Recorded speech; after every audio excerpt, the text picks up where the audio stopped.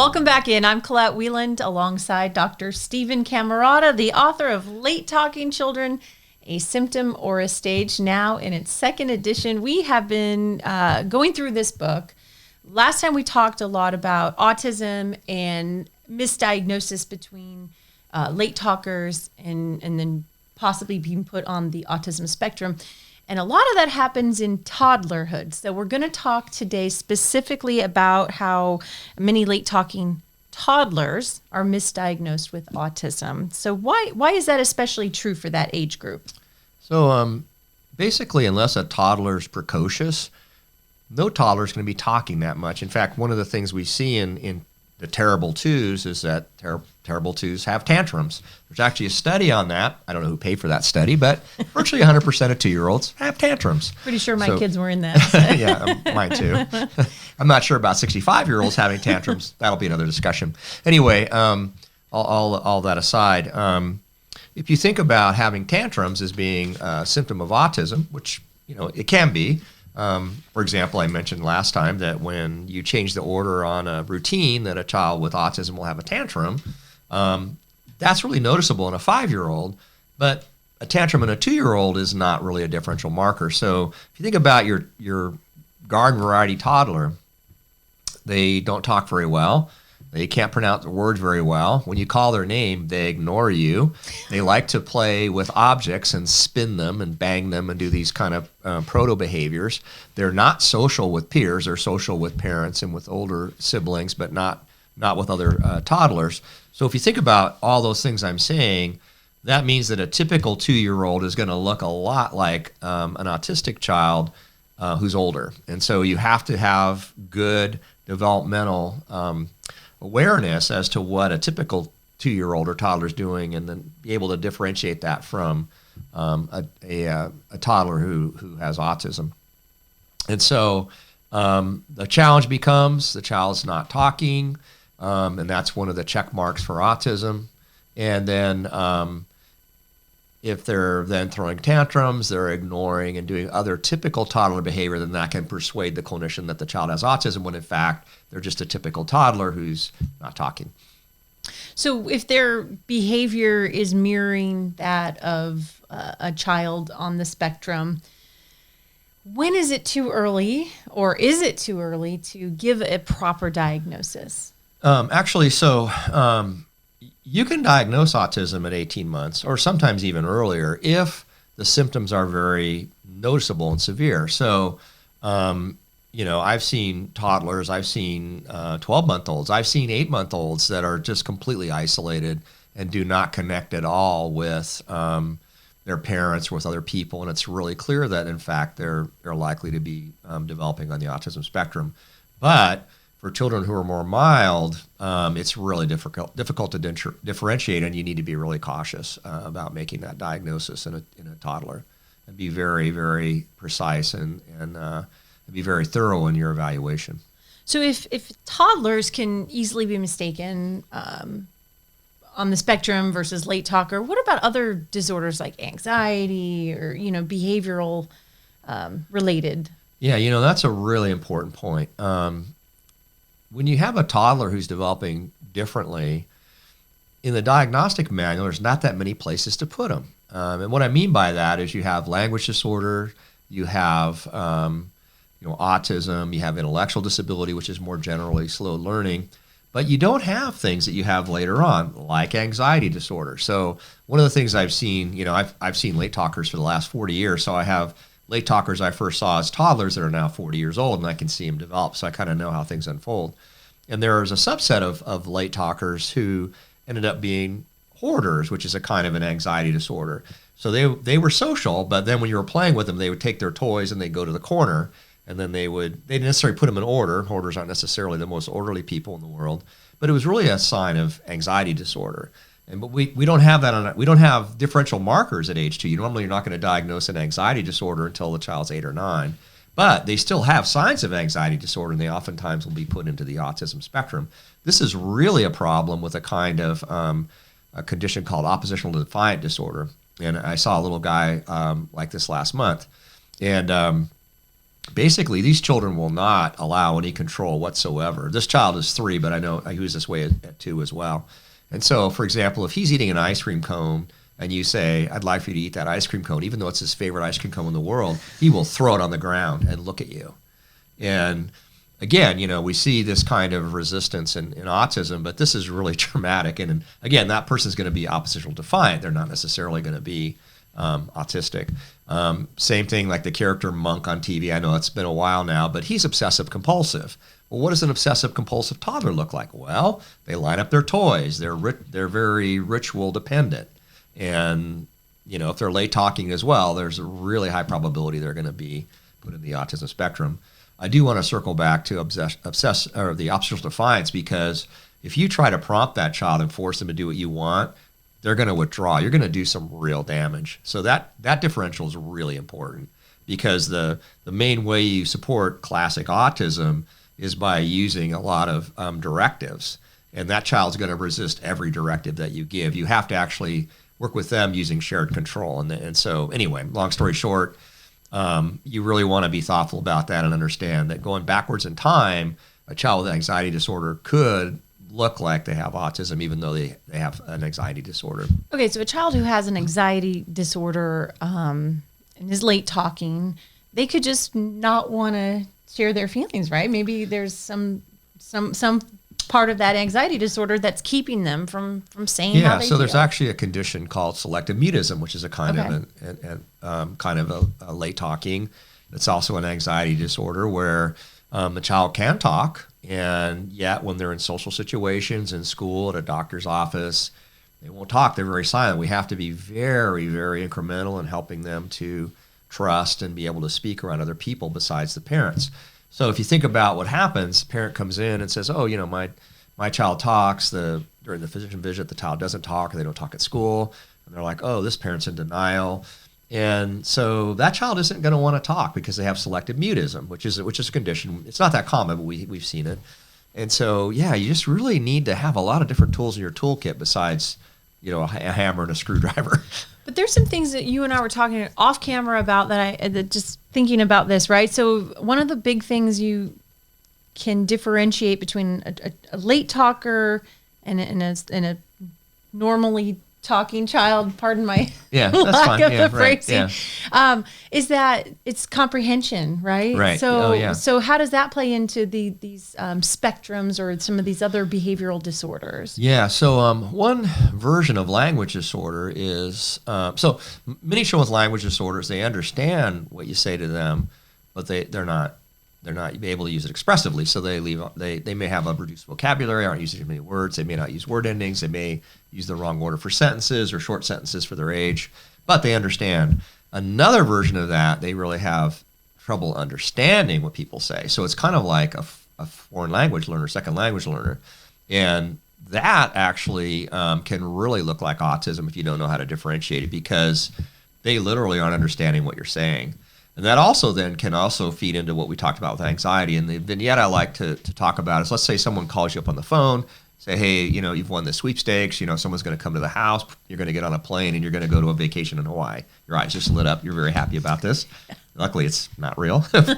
But anyway, but then let's say you didn't understand what they said. They said it to you in Hindi or some other language. The next day, someone with dark glasses shows up in a limo, and they take your luggage, and they put you on a plane, and you don't know where you're going. You're going to freak out. And so that's really what's happening with our receptive language disorder, and it really feeds into that.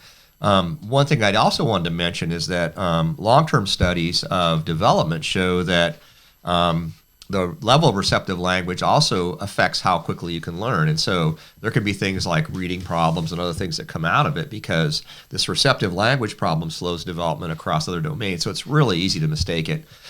With my own son, a receptive language disorder was mistaken for an overall intellectual disability. He could learn just fine as long as it wasn't through verbal input.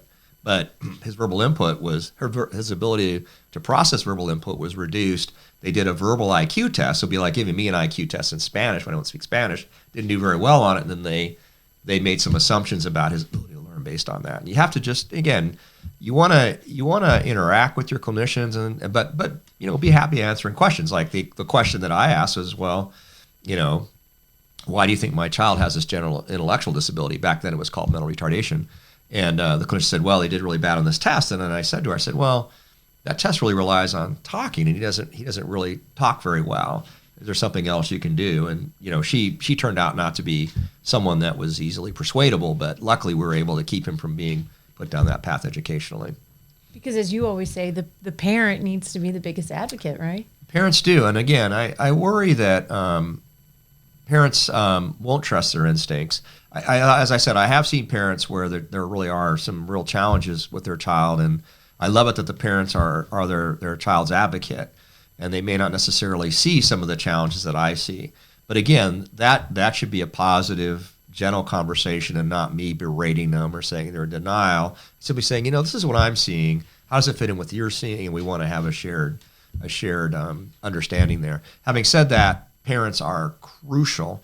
And in fact, I was in a meeting yesterday, a big meeting for National Institute of Health, and one of the things they talked about was that with late talkers, this was on autism, but it's true for all late talkers, parents have to be involved in the intervention.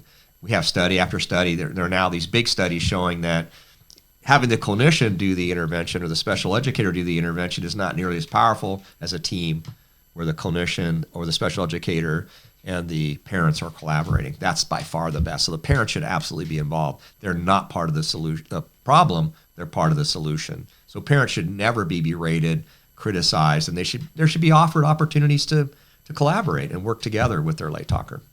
Well, parents that want to have their child screened because they're a toddler who may not be late talking, they're also going to be screened for other things like the behavior disorders we talked about and possibly somewhere on the autism spectrum. Other countries are saying, no, let's wait till they're at least 2 years old. But here in the States, even you touched on it, you can kind of see those classic signs. So is it wrong that we're screening them early, or should we wait until they hit 2 years old? Several years ago, the United Kingdom, the British Health Service recommended against early screening for autism simply because of what I talked about. It's just so difficult, and there's such a high false positive rate, which means they're identifying autism when it's not there, and that actually has consequences for parent-child interaction and so many things. So they at that time they recommended against it. So I would say that you want to have a general well baby check in the same way we do, for growth and all these kinds of things. You want to have that for developmental challenges, but the bar should be set really high, and it shouldn't be so contingent on whether the child's talking or not. That, to me, that's the challenge. So we want to have screening. We want to continue. Like newborn screening for hearing is just, it's fantastic. It's the rate of undetected hearing loss has just gone way down, and there's things we can do to help our children with hearing loss learn how to talk and all the things. It's miraculous, really, with cochlear implants. But anyway, that's another topic. On the other hand, if there's gross delays in walking, gross delays in being social, and so on, we want to have our radar out for that. But it should be like in the DSM, it should be like a level 3 or at least a level 2. It shouldn't be these minor kinds of things, because that's when we can go down the garden path. And again, I think it has a lot to do with our delivery system, where if you get a certain label, then you get certain support services. So you're incentivized to do that, and it is paid for by the state or by insurance. So people are gravitating to that. But it's not good if it's the wrong intervention. So what's the standard here in the U.S. for doctors to say, I'm starting to see there's a this questionnaire that they fill out, and if the child's not talking, they're going to get referred for a developmental evaluation. We always talk about making sure that whoever evaluates your child is a skilled professional. So how can you help parents determine who is a properly skilled professional? Yeah, so there's lots of different. Before the last podcast, I mentioned cast of characters, and I didn't actually go through the whole list. So there, in addition to pediatricians and developmental pediatricians, there's child psychiatrists, there's child psychologists, there's speech pathologists, there's occupational therapists, there's special education people, and so it's like, who am I talking to? In a way, that matters in the orientation, but in a way it doesn't matter, because basically what you want is somebody who understands development and who is going to do the detective work to decide if the late talking is a symptom, if it's a stage, and if it is a symptom, what is the symptom of? And so that evaluation is going to be basically to determine what kind of support that child, if they need support, and what kind of support. And every late talking child with a symptom or a stage, I argue that we ought to do parent education, at least basic parent coaching, to kind of enhance and harness the natural parent-child interactions. We call those transactions that occur. And so we're definitely going to want to do that regardless. And I always recommend that. So it's not wait and see. I'm not saying that at all.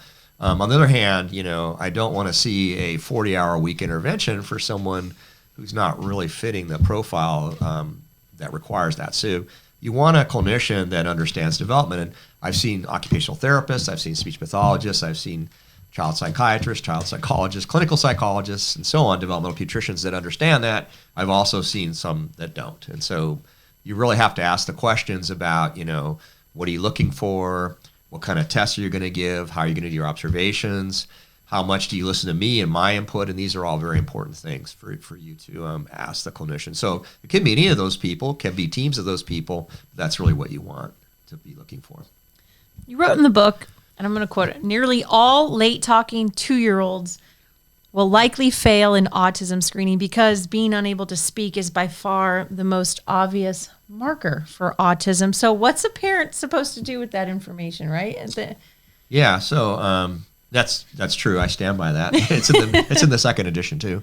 Because what happens is that when the child's not talking, that also has impacts on how much they can do social kinds of things. And so because the autism questionnaires and the autism screeners are based on that, then they're going to be probably seen as a hit for that. So what parents can do is say, okay, in addition to the late talking, what else are you seeing that puts them in the autism spectrum bin? My child interacts with me. We play with toys, and even though they're not talking, they laugh, and so on. And these don't seem to fit in with understanding. So you want to actually ask the clinician what, in addition to the late talking, they're seeing that puts them on the autism spectrum. And again, it should be this really strong reliance on routines. Tantrums, if you change up routines in a very dramatic way. It should be active resistance to social interaction and so on. They should have good, strong reasons why they're saying the child has autism. And that's what I would do. Like if I see a child with autism, the parents disagreeing with me, I'm saying, here's what I saw. And I may even video and walk them through videos and spend time with them to say, here's what I'm seeing. And this is why I'm telling you what I'm telling you. And that every parent should be asking those questions. It's often hard, right? It's hard for some parents to accept that this is what they have to move forward with, right? Yeah. I mean, one of the things that almost always happens is the parents will say, no, I don't agree with that. And that's fine. It's okay. It's like, okay, you know what? Here's what I'm seeing. Here's what you're seeing. I respect that. And I'm not infallible. I can be wrong. Let's go ahead and help your child learn how to talk. We can do that. We know how to do that. We'll support that. As that unfolds, we'll learn a lot about how your child learns. We'll walk on this journey together.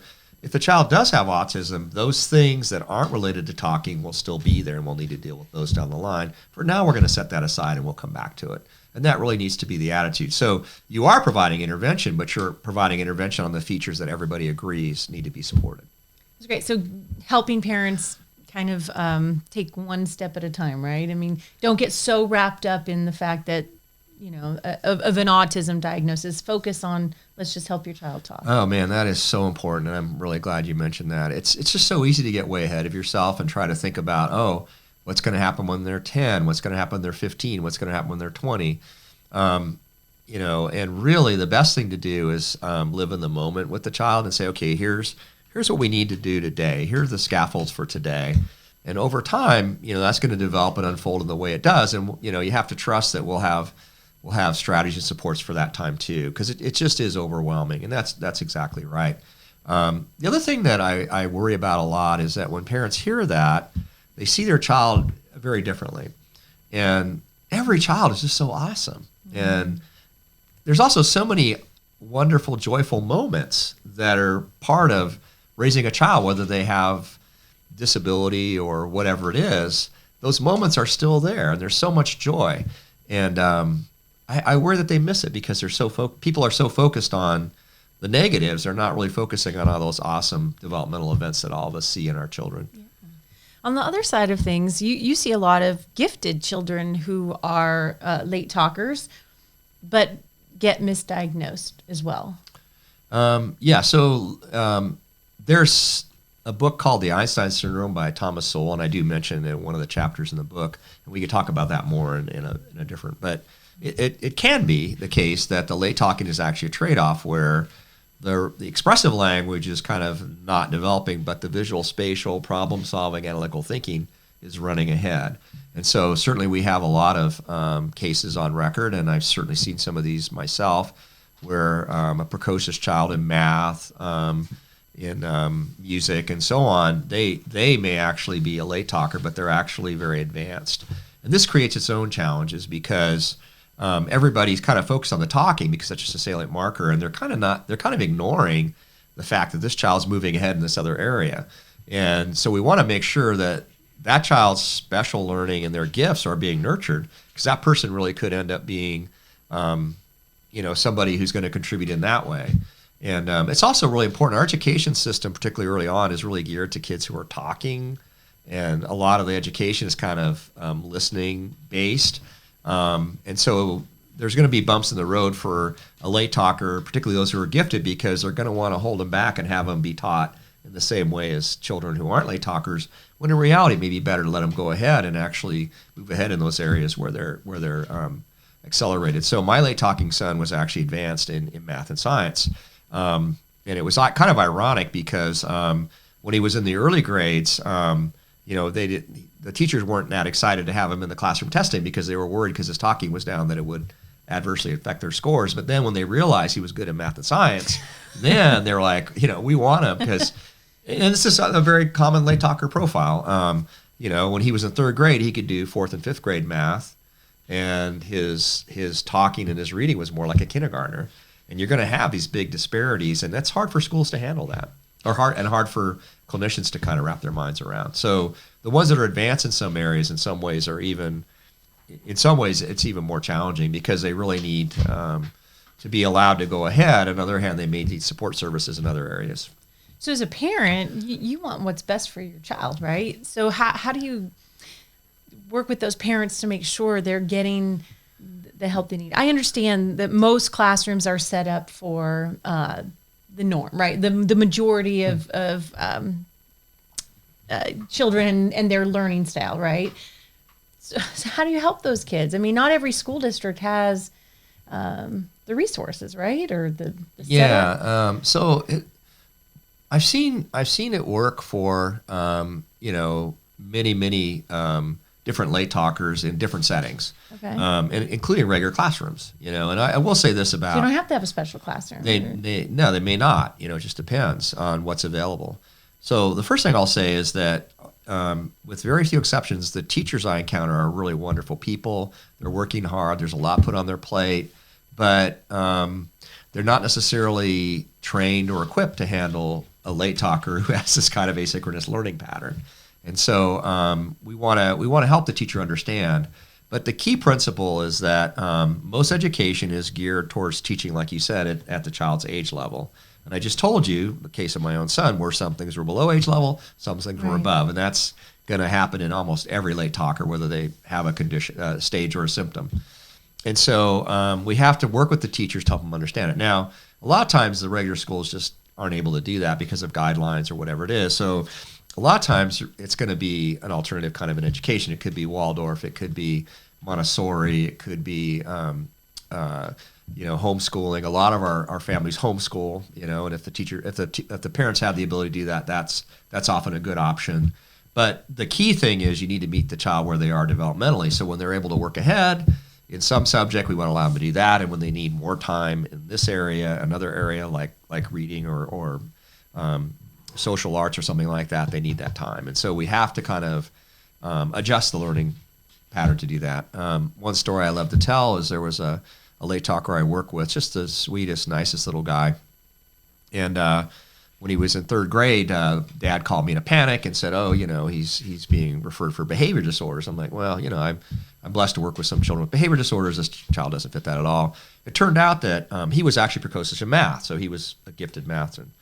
And so the classroom wouldn't let him work ahead. They were having him do math work he already knew, and it was really boring. They were having him do all these worksheets. So he would tear up his worksheets, Yeah, and he would also, he's a class clown, so, he was disruptive. He sounds amazing. Right. Yeah, he is amazing, yeah.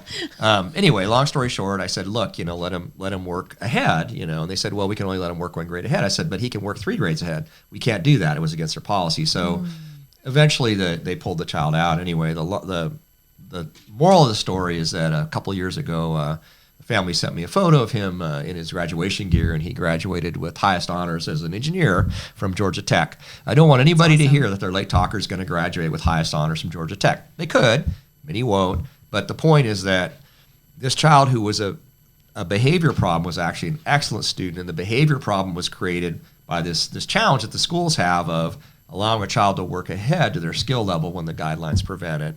And then that can produce what looks like the disruptive behavior, but it's really not. Well, hearing that story, it reminded me of some of the families that I've talked to with late talking children and weaving them in and out of what felt right at the time of homeschooling and then sometimes public school worked, sometimes private school, and they utilized all of those. So I think it's just a great reminder to parents that it may not be a one-size-fits-all forever, right? That it needs to be fluid and you need to flow with it. Yeah, it does. And, again, my own late talker, he needed reading support through the 8th grade, and then in college he graduated with a degree in political science. And so he was reading these really complicated philosophical tests on political science. We had some great discussions about it. But when he was in 8th grade, there's no way. There's no way that he could have done that. And so, yeah, things change. And he didn't need the language support that he did when he was in preschool and early school age. But he needed reading support. So it's something that unfolds, and it does. You do it on the fly. And that's another reason to live in the moment and meet the children where they are, because it's going to evolve in different ways. Yeah, absolutely. We talk about early intervention and making sure that the child gets a diagnosis early on so they can take care of that. But you also talked about something about an autism epidemic.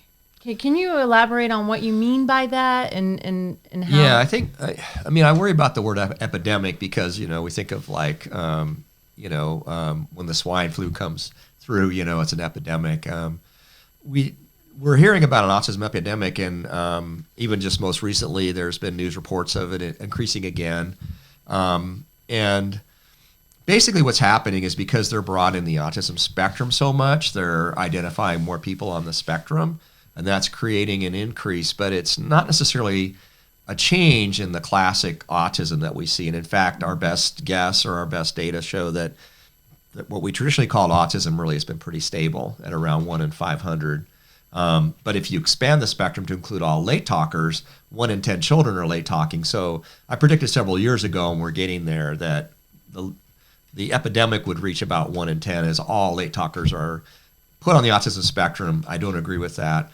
There's if every child's being screened also, right? Doesn't that make a difference too in the numbers? It does. Another thing that's happened recently that I didn't anticipate is that there's quite a cohort of tens of thousands of people who are taking online autism tests as adults and then self-identifying as autistic. And they're also being put on the autism spectrum. We can argue whether that's appropriate or not, but certainly that isn't what our older numbers are based on. And so if you add this cohort of adult or middle-aged people that say, oh gosh, I didn't realize it, I have autism, that wasn't really what was part of the data before. But if it's aggregated now, it's going to look like there's a big burst in the incidence. Okay, and if someone goes in because they want access to insurance or school services, state services, let's talk about how that could be problematic, right? Like you go in and hoping you can get a diagnosis so that you get access to those services. Yeah, so I don't think people are necessarily being dishonest. I think that what happens is that a late talker comes in, they get evaluated, and then someone says, hey, your child qualifies for autism services. Maybe they don't meet the medical definition of autism, but if you accept this label, then you'll get 40 hours of treatment from a one-on-one specialist, or you'll get this classroom, this preschool, and it's all paid for and so on. So I do think the good faith efforts to try to support families of children with autism that have created this infrastructure have also perhaps induced people to go into those services who historically wouldn't have fit the label. So I do think that that's also feeding into it. And I'll be honest with you. I mean, you were talking about before a parent situation where you may go in a room and you may say, gosh, I don't think my child has autism. And then there's a bunch of experts at that table saying your child has autism. That can be really intimidating, and you may accept that label as well. So there's a lot of pressure. It's almost, one of my colleagues said autism is not only a diagnosis, it's a social movement. And so it's evolving in a way. And I don't really want to get into the debate about that. I'm very interested in making sure that the child gets the support services they need that are based on what their actual symptoms are. And that's why I'm really holding to the stricter line for diagnosis, differential diagnosis, because diagnosis drives treatment, and I want the children to be supported in the right way. Also recognizing that the wrong treatment can be really bad.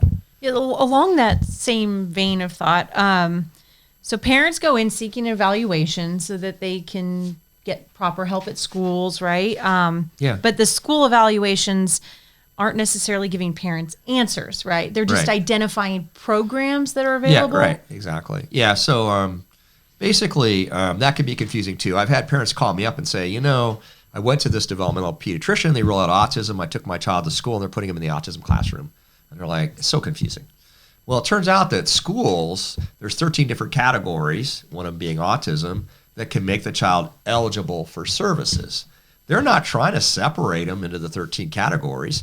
The schools, their goal, which is what they're mandated to do, is to say, does this child qualify for services?